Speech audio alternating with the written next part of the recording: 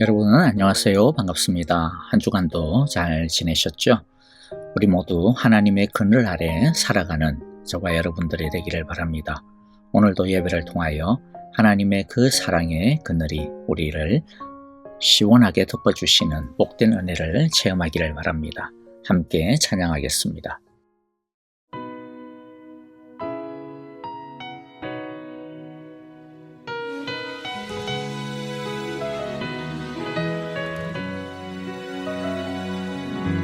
그날 모두 변화되리. 예수 모든 상처 치유되리. 이전 것은 지나가리라.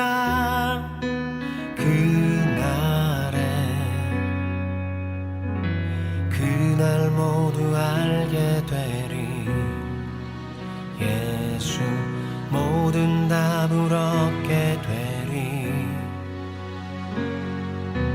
모든 걱정 사라지리.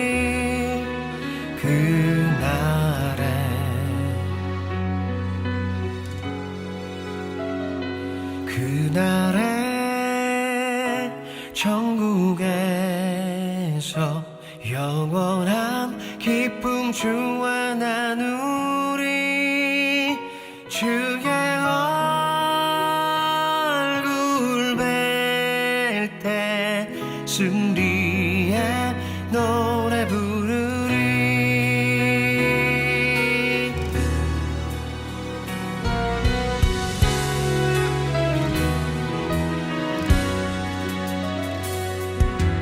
그날 주의 얼굴 보리. 예수 크신 은혜 알게 되리. 또 호련히 변화되리라.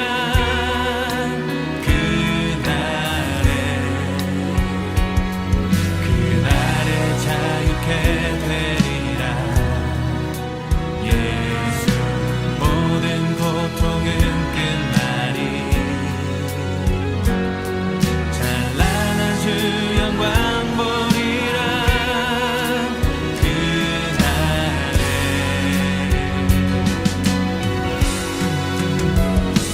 그날에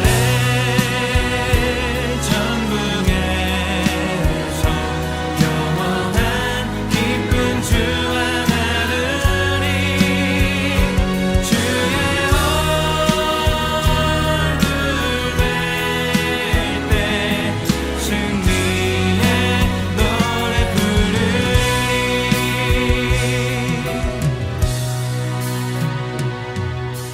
그날 주의 얼굴 보리. 예수 크신 은혜 알게 되리.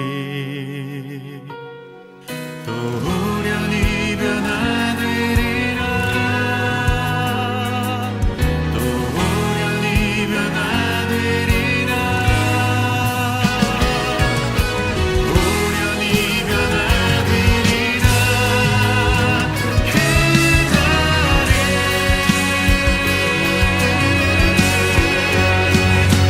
그날에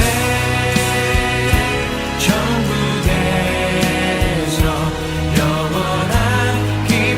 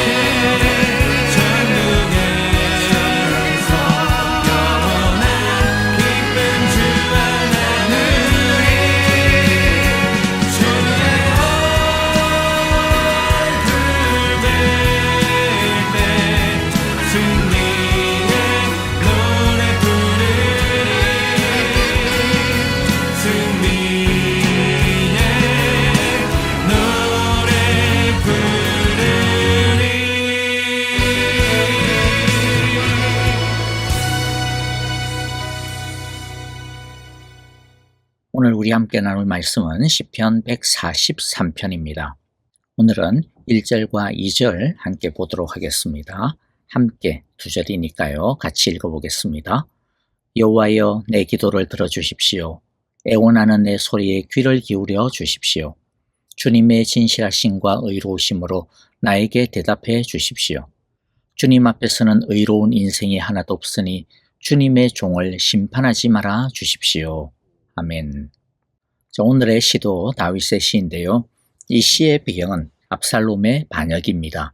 어제 우리가 살펴본 시편 142편은 다윗의 청년기 시절 왕이 되기 전에 사울에게 쫓겨다니던 어두운 아둘람 굴의 시절이라고 한다면, 오늘의 시는 자기 아들에게 배신당하여 쫓겨나게 되는 아픔의 이야기입니다. 다윗에게 가장 사랑받는 아들이었던 압살롬이 여러 사건으로 인해 결국 쿠데타를 일으키게 됩니다. 압살롬의 편에 가담하는 신하들도 많았고요. 부랴부랴 겨우 다윗은 피신할 수 있었습니다. 요단강을 건너 멀리 한동안 압살롬을 피해 도망가 있어야 했습니다. 압살롬이 반역을 일으킨 배경에는 그런데 가장 큰 원인을 제공한 사람이 사실은 다윗이었습니다. 첫 번째 발단은 다윗의 첫 번째 아들인 암논이 압살롬의 친누이인 다말, 그러니까 암논에게도 사실은 누이나 마찬가지죠. 그런데 다말을 강간하게 되고 그것도 모자라가지고 다말에게 엄청난 모욕을 입힙니다. 그럼에도 불구하고 다윗은 이 일에 대해 암논에게 아무런 제재도 벌을 내리지 않습니다. 이것은 분명히 불공정했고 불의한 처사였습니다. 왜 그렇게 총명한 다윗이 이 문제에 있어서는 이렇게 우유부단하고 민기적거리고 어정쩡하게 대처를 했는지 이해가 잘 안 되는 부분입니다. 좀 그냥 유추를 해본다면 어쩌면 다윗이 이전에 우리아의 아내 바세바와의 간통 사건이 있었지 않습니까?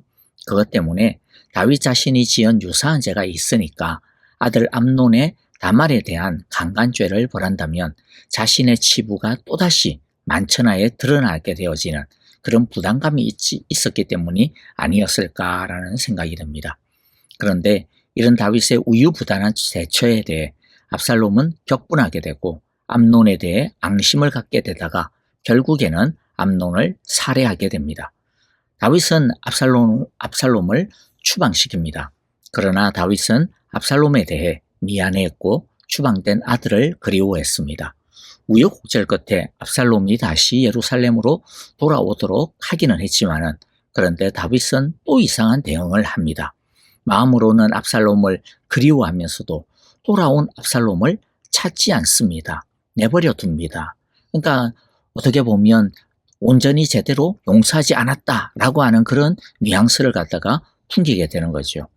여기에서 압살롬은 아버지 다윗에 대하여서 완전히 오해하게 되고 이 오해는 실망으로 이어지고 또 더 나아가 이제는 아버지 다윗에 대해서 분노하게 됩니다.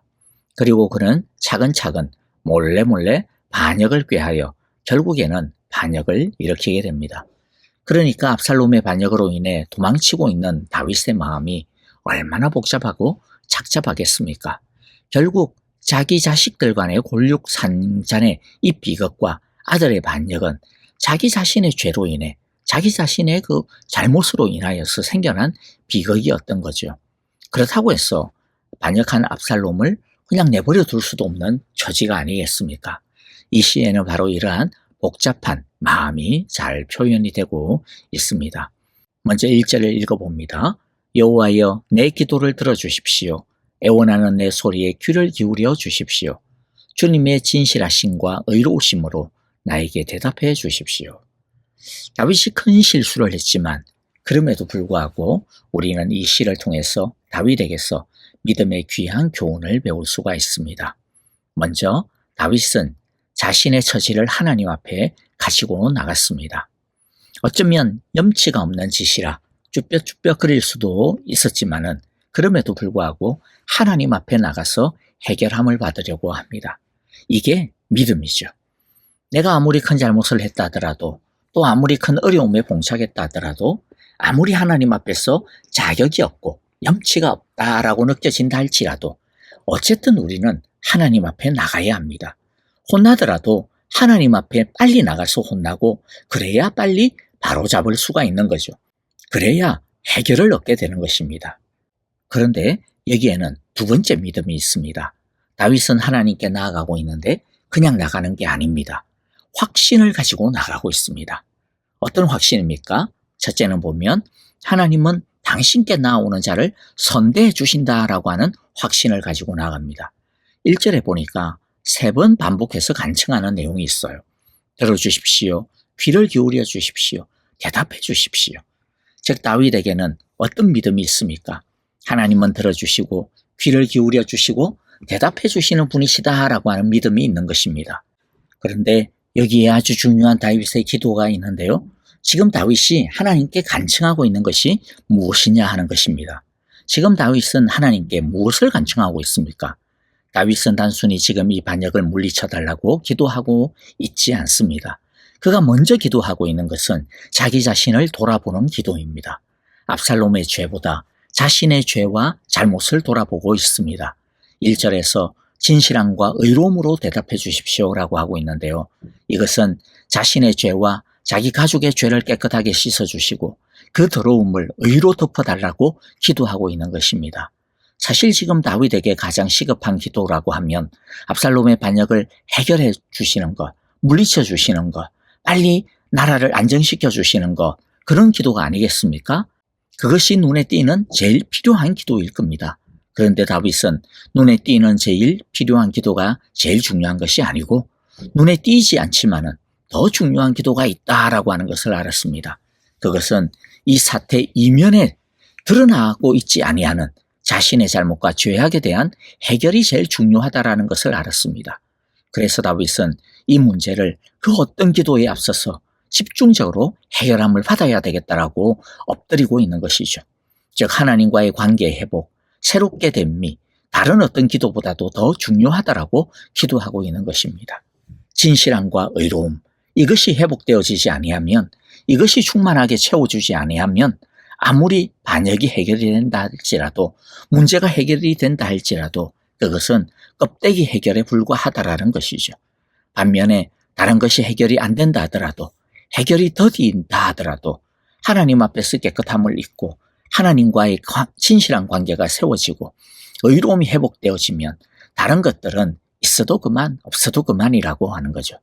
다른 것들은 결국 하나님께서 하나님의 때에 하나님의 뜻 가운데 하나님이 알아서 해결해 주실 것이다 라고 하는 믿음인 것입니다. 그러므로 우리도 필요와 해결에만 급급해하지 말고 하나님과의 관계 회복에 먼저 집중하는 기도를 드려야 할 것입니다. 하나님 앞에서 진실과 의로움이 회복이 되어지면 나머지는 하나님이 우리보다도 더 잘 알아서 해 주실 것입니다. 하나님이 우리보다도 우리를 더 사랑하시고 우리를 더 잘 아시기 때문에 하나님이 진실과 의로움 속에서 가장 좋은 때에 가장 좋은 방식으로 가장 선한 것으로 해결해 주실 것입니다. 우리 모두도 이와 같은 믿음으로 주님 앞에 엎드리기를 바랍니다. 자, 그래서 두 번째 다윗이 가지고 있는 확신이 무엇입니까? 두 번째는요, 하나님은 당신께 나아오는 자를 용서해 주신다라고 하는 확신을 가지고 나아갑니다. 1절 후반부에 진실함과 의로움으로 대답해 주십시오라는 하나님의 진실과 의로우심을 구하는 기도와 함께 2절부터는 다윗은 계속하여 이제 자신을 돌아보며 하나님 앞에 엎드려 참회하고 자비를 구합니다. 2절을 보면 주님 앞에서는 의로운 인생이 하나도 없으니 주님의 종을 심판하지 말아 주십시오. 자, 여기서 먼저 주님 앞에서는 의로운 인생이 하나도 없으니 라고 하고 있는데 이 말을 오해하면 안 돼요. 이 말의 의미는 하나님, 죄 없는 사람 누가 있습니까? 사람 다 죄인 아닙니까? 의로운 인생이 누가 있어요? 라고 하는 자신을 핑계대는 핑계의 말이 아니에요. 오히려 다윗은 주님 앞에서 철저한 죄인이라고 하는 고백을 하고 있는 것입니다. 나는 의롭지 않다라는 거죠. 하나님의 기름 부음을 받아 왕이 되어 잘난 것 같아도 그러나 결국에는 죄인 중에 죄인일 뿐이라고 하는 고백을 하고 있는 겁니다. 이 고백의 의미가 무엇입니까? 왜 갑자기 다윗은 자기가 죄인이라고 하는 것을 고백하고 있는 것일까요? 다윗은 지금 일어난 이 압살롬의 반역을 두고서 압살롬이나 아니면 다른 누구를 탓하지 아니하고 자기 자신의 허물을 고백하고 있는 것입니다. 자신이 죄인임을, 자신이 심판받아 마땅함을 고백하고 있는 것입니다. 이 사건이 자신의 죄와 문제로 인해 정의로운 심판이다라고 하는 것까지도 인정하고 있습니다. 이 사건 속에서 자기 자신의 문제와 죄악을 들여다보고 있는 거죠. 다윗은 압살롬이 이런 일을 벌이기까지 원인 제공을 했던 자신의 잘못과 죄를 변명하지 아니하고 직면하며 하나님께 엎드려 용서를 구하고 있습니다. 여러분, 그러므로 우리도 어떤 문제가 생기면 시시비비를 가리는 것도 참 중요해요. 그런데 그것보다도 더 중요한 것은요, 그 사건을 통해 자기 자신을 돌아보는 것입니다. 시시비비를 가리지 말자, 그런 게 아닙니다. 절대로 그런 말이 아니에요. 그런데 그런 것에만, 시시비비 옳고 그른만을 가리는 것에만 집착을 하다 보면 결국에는 자꾸만 남 탓을 하게 되고요. 남의 잘못만 크게 느껴지고, 그러다 보면 더 나아가서는 남을 비방하게 되고 적대시하게 되고 자기 객관화를 잃어버리게 되기 쉽습니다. 그러므로 누가 뭐라 그러든지 그런 것과는 상관없이 자기 자신에게 말씀하시는 하나님의 양심의 소리에 귀를 기울이는 것이 중요하다라고 하는 것을 우리가 꼭 알기를 원합니다. 주님의 말씀처럼 나의 허물과 나의 들보를 볼 수 있는 것이 중요합니다. 그래서 나와 하나님과의 관계를 돌아보고 나와 하나님과의 관계를 새롭게 하고 회복하는 것이 중요합니다. 심판하지 말아 주십시오라고 하는 말은 죄를 지어놓고도 벌을 받지 않겠다라고 하는 그런 뻔뻔한 자세가 아닙니다. 심판받을 수밖에 없는 죄인이지만은 긍휼을 베풀어 달라, 용서해 달라라고 하는 회개의 기도입니다. 다윗이 보고 있는 것이 무엇입니까?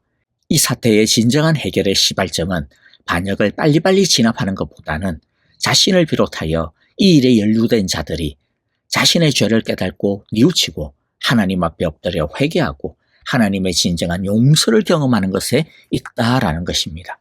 다윗은 지금 문제가 이렇게까지 걷잡을 수 없이 커져버렸지만 그러나 그럼에도 불구하고 지금도 늦지 않았다라고 믿고 있습니다. 하나님께서 용서해 주시면 이 사태도 결국에는 해결될 수 있을 것이라고 믿고 있는 것입니다. 하나님의 은혜와 긍휼과 자비하심과 용서의 유효기간은 없습니다. 그리고 또 그 한계 용량도 없습니다. 다윗이 이것을 믿었듯이 우리도 이것을 꼭 믿고 하나님 앞에 엎드리기를 바랍니다.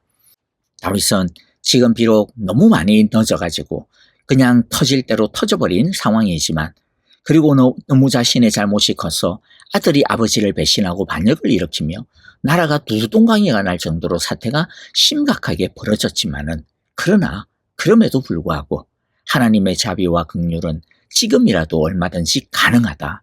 아무리 복잡하고 어려운 사태라 할지라도 하나님은 이 문제를 분명히 긍휼로 해결해 주실 것이다 라고 하는 것을 믿고 있는 것입니다. 그렇습니다. 예레미야가 3장 22절 23절의 말씀처럼 하나님의 인자와 긍휼은 무궁하십니다. 망할 수밖에 없고 망해도 싼 죄와 잘못을 저질렀다 하더라도 하나님 앞에 엎드려 자비를 구하고 은혜를 구하고 용서를 구하며 사랑을 구하며 참여하는 자의 그 기도와 마음을 하나님은 결코 저버리지 않습니다. 하나님의 인자와 긍휼은 무궁할 뿐만 아니라 심지어 날마다 아침마다 계속 새롭습니다. 예레미야 3장 22절 23절을 함께 같이 읽으면서 오늘 말씀을 마무리하고 정리하겠습니다. 여호와의 인자와 긍휼이 무궁하심으로 우리가 진멸되지 아니함이니이다. 이것들이 아침마다 새로우니 주의 성실하심이 크시도소이다. 아멘.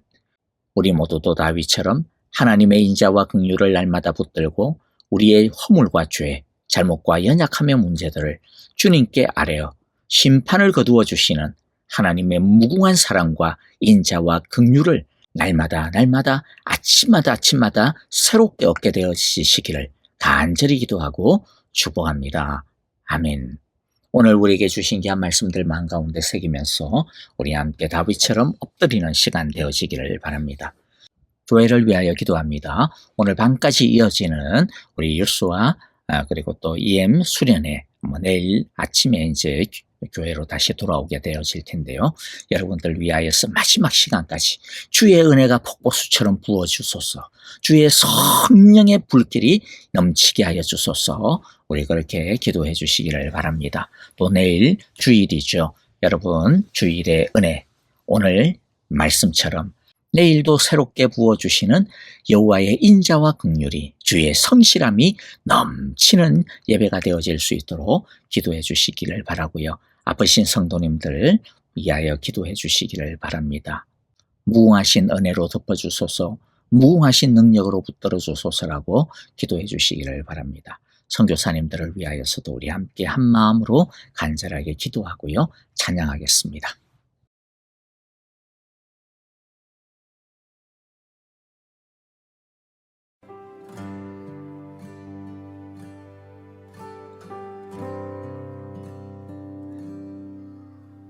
보혈을 지나 하나님 품으로, 보혈을 지나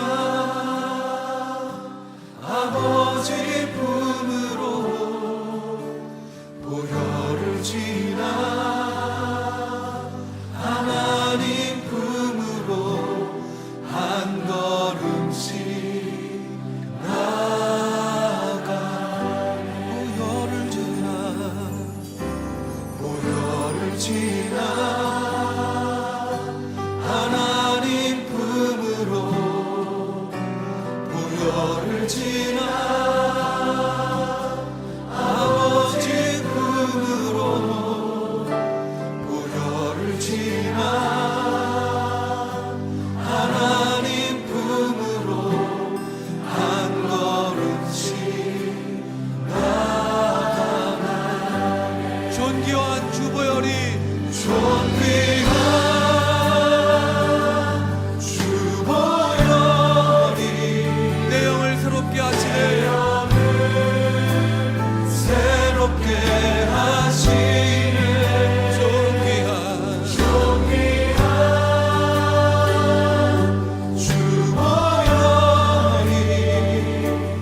내 영을 새롭게 하네. 아멘. 우리 자매님들만 고백하겠습니다.